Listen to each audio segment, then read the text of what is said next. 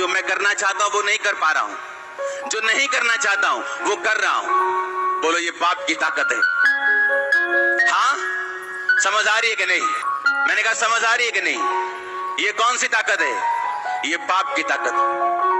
उसने कहा जो मैं करना चाहता हूं वो मैं नहीं कर पा रहा हूं, जो मैं नहीं करना चाहता वही कर रहा हूं। इसका मतलब शैतान जानता है कि अगर उसने आपको युद्ध लड़ने दिया और जीतने दिया, उसकी ग्रिप आपसे छूटेगी। उसके सिम्टम्स, उसके दी हुई सारे बोरिया बिस्तरे जो आपको दिए हैं, जब आते ना, जब रिश्तेदार आते हैं तो सामान लेके आते हैं, साथ कपड़े लेके आते कि नहीं आते? जब शैतान आता है वो बीमारियां लेके आता है, कलेश लेके आता है, असंतुष्टि लेके आता है। और जब ये जाता है अपने बोरिया बिस्तरा बांध के साथ लेके जाता है। लेकिन ये जाता कैसे, ये सोचने वाली बात। बाइबल कहती है जब जब दाऊद लड़ा या कोई भी परमेश्वर का दास लड़ा पुराने नियम में तो उसको आशीष मिली। अब नए नियम में परमेश्वर कहता अब तुम्हारी लड़ाई जो है वो शरीर के साथ नहीं, किसी मिशन के साथ नहीं, किसी संगठन के साथ नहीं है जो तुम्हारा विरोध करता है। तुम्हारी लड़ाई अब शैतान के साथ। और जब जब आप शैतान से लड़ेंगे तब तक आप जीतेंगे और तब तक ब्लेसिंग्स आपको फॉलो करेंगे।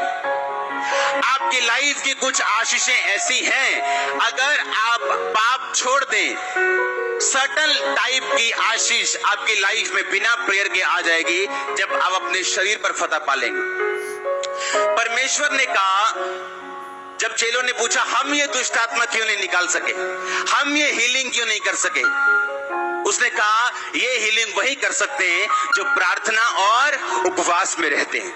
क्योंकि जब आप प्रेयर में और उपवास में रहेंगे आप अपने शरीर पर काबू कर लेंगे। मैंने लोगों को देखा जो वो नहीं करना चाहते वो करते हैं, जो वो करना चाहते वो कर नहीं पाते। दिल करता है सेवा करने का, कर नहीं पाते, क्योंकि उनके ऊपर सिन की पावर है, पाप की पावर ने उन पे कब्जा की है। और पाप की पावर को तोड़ने के लिए आपको फास्टिंग करनी पड़ती है, आपको प्रेयर करनी पड़ती है, आपको और फास्टिंग और प्रेयर और फास्टिंग और प्रेयर, जब तक आप उस पाप पर कब्जा नहीं कर लेते और उसे हरा नहीं देते। और उसके बाद जीत श्योर है जो परमेश्वर ने आपके लिए रखी हुई है। अगर आमीन हो चाहिए आशीष आपके ही। हालेलुया। हूँ, मेरे पास गैर भाषा भी है, मैं क्या करूं? मुझे गलत विचार आते हैं। गैर भाषा मेरे पास भी है, मेरे पास गलत विचार, गंदे विचार आते हैं मेरे पास। जब भी आपको गंदा विचार आए, सबसे पहले आपने इंस्टेंट, शैतान बोले इस दास को गाली निकाल, जे गालियां आपको शैतान गाली निकालने के लिए बोले किसी को, शैतान गंदे विचार लेकर इसके बारे में जे सोच वो सोच, इंस्टेंट प्रभु का वचन आगे बोलो कि शैतान मेरा शरीर में तेरा कोई अधिकार नहीं, पवित्र आत्मा का मंदिर है। हर एक गंदा विचार मेरे अंदर से यीशु के नाम में खत्म हो जाए, यीशु के लहू की जय, यीशु के लहू की जय, होली गोस्ट फायर। एकदम उसे डांटो और वो विचार खत्म हो जाएगा, क्योंकि आपके अंदर है, उससे बड़ा है जो आपको गंदे विचार देने वाला है।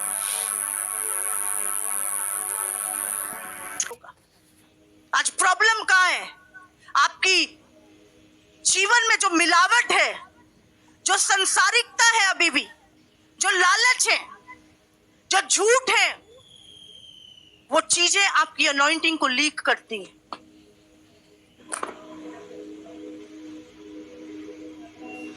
हर एक जन को परमेश्वर ने, मुझे अकेले नहीं, हर व्यक्ति को सामर्थ दी है।